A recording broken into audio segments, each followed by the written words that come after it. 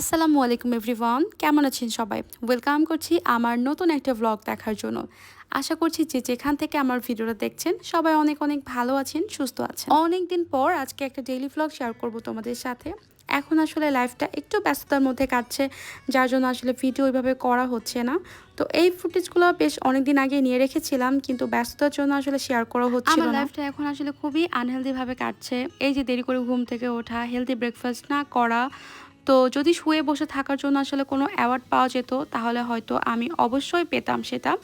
যেহেতু আম্মুর বাসায় আছি, কিছুই করি না, সারাদিন শুয়ে বসে দিন কাটছে আমার। তো সেদিনও ঘুম থেকে উঠেছিলাম প্রায় 12টার একটু আগে।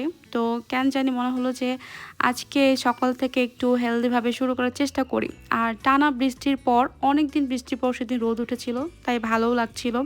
তো ফার্স্টে আগে একটু হেলদি ব্রেকফাস্ট সেদিন করেছি। সকালটা যদি একটু হেলদি ব্রেকফাস্ট দিয়ে শুরু করা হয় তাহলে আমার মনে হয় সারাদিনটা আসলে ভালোই কাটে। এরপর আমার নিজের রুমটা একটু আগে ক্লিন করে নিয়েছি। প্রতিদিন যে এত ধুলো আসলে কই থেকে আসে নিজেও বুঝতে পারি না। আমি মাত্রই যদি ডাস্টিং করে বের হই, একটু পরে আবার তাকিয়ে দেখি যে প্রচুর ধুলা পড়ে গিয়েছে।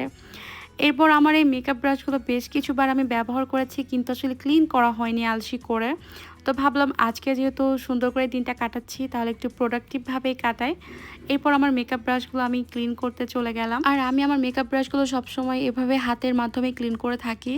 আজকাল যদিও ক্লিনজার বা অনেক টাইপের ক্লিন করার অনেক কিছু পাওয়া যায়, আমার কাছে নাই ওগুলা। তার জন্য আমি এভাবে হাতের উপরে একটু কোনো ক্লিনজার নিয়ে দেন হাতের তালুতে সুন্দর করে ডলে ডলে আলতো করে এগুলো ধুয়ে ফেলি। আর যদিও ভিডিওটা আমি ফার্স্ট ফরওয়ার্ড করে দিয়েছি, কিন্তু আমি এই কাজটা অনেক আলতোভাবে করেছি যেন ব্রাশগুলো নষ্ট না হয়ে যায়। এরপর খুব সুন্দর করে আমি কয়েকবার এটা ক্লিন করে নিয়েছি ভালোভাবে, তারপর শুকাতে দিয়েছি। দেন শাওয়ার নিয়ে নিলাম, আর শাওয়ার কমপ্লিট করে চলে গেলাম দুপুরের লাঞ্চ করতে। আম্মু সেদিন লাঞ্চে বানিয়েছিল গরুর নেহারি, সাথে রুটি করেছিল। তো সেদিনের লাঞ্চটা খুবই মজা হয়েছিল, খুবই মজা মজা করে লাঞ্চটাও কমপ্লিট করে নিলাম। এরপর একটা ন্যাপও নিয়েছিলাম। বিকালের দিকে ছাদে উঠেছিলাম, আর ছাদে উঠে দেখি এত সুন্দর ওয়েদার। এখন তো প্রায় প্রতিদিনই বৃষ্টি হয়, কিন্তু সেদিন বিকালে বৃষ্টি ছিল না, যার জন্য ছাদে উঠে খুবই ভালো লাগছিল। আর ওয়েদারটা এত সুন্দর ছিল, যদিও মেঘলা ওয়েদার ছিল, বাট দেখতে কিন্তু খুবই ভালো লাগছিল ওই সময়টা। আর আমাদের এই করমচা গাছটায় না এরকম গোলাপি টাইপের করমচা ধরছে। যদিও আমার মনে পড়ে ছোটোবেলায় যখন করমচা খেয়েছি সেগুলো সবুজ টাইপের কালার ছিল। যদিও এই করমচার টেস্টটাও ভালো লাগছে না, কেমন যেন একটু তিতা টাইপ। আমার হাজব্যান্ড সেদিন ফোনে বলছিল যে ওর নাকি হঠাৎ করে সেমাই খেতে ইচ্ছা করছে। তো লাকিলি তার 2 দিন পরে আমার একটা কাজিন ঢাকায় যাচ্ছিল। তো আমার হাজব্যান্ডের জন্য আমার আম্মু এখানে সেমাই করে দিয়েছিল। আর এই পাটিসাপটাগুলো আমি বানিয়েছিলাম। সাথে আম্মু আমসত্ত্ব বানিয়ে দিয়েছিল। প্রথমবারের মতো লাইফে আমসত্ত্ব বানিয়েছিল আম্মু, কারণ আমার হাজব্যান্ড আমসত্ত্ব খেতে খুবই পছন্দ করে। আর এই বক্সগুলোতে আছে আম, তারপরে পেয়ারা, অনেক টাইপের ফল ছিল। আর বস্তার মধ্যে ছিল কাঁঠাল।